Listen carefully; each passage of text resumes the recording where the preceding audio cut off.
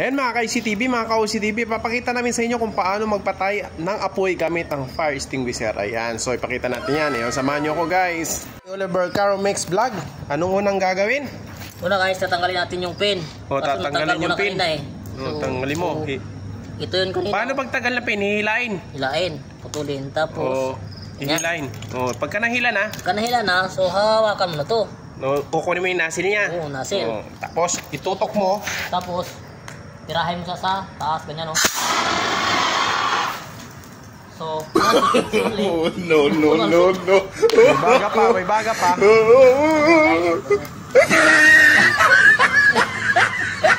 Tingnan mo ginawa mo, nagkalat, nagdumi.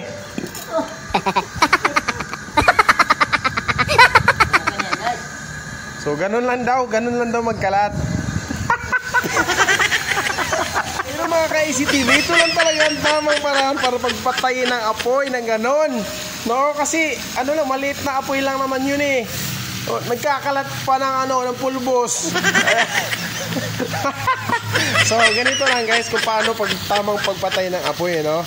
Ayan. Oliver Caro Mix Vlog, papatay na apoy kanina, yung gamit niya fire extinguisher.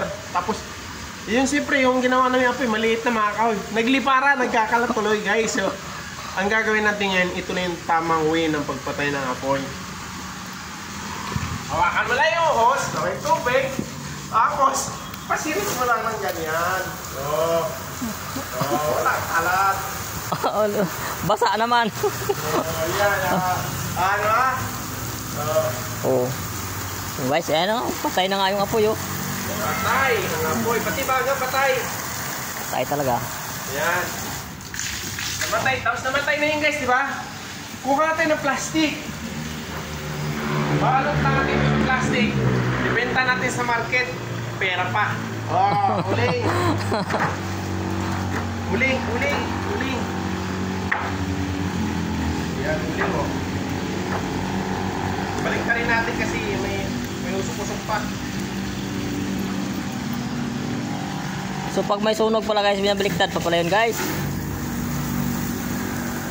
Mga ano lang yan guys, mga minor lang na mga okay. Sunog. Done. Okay na.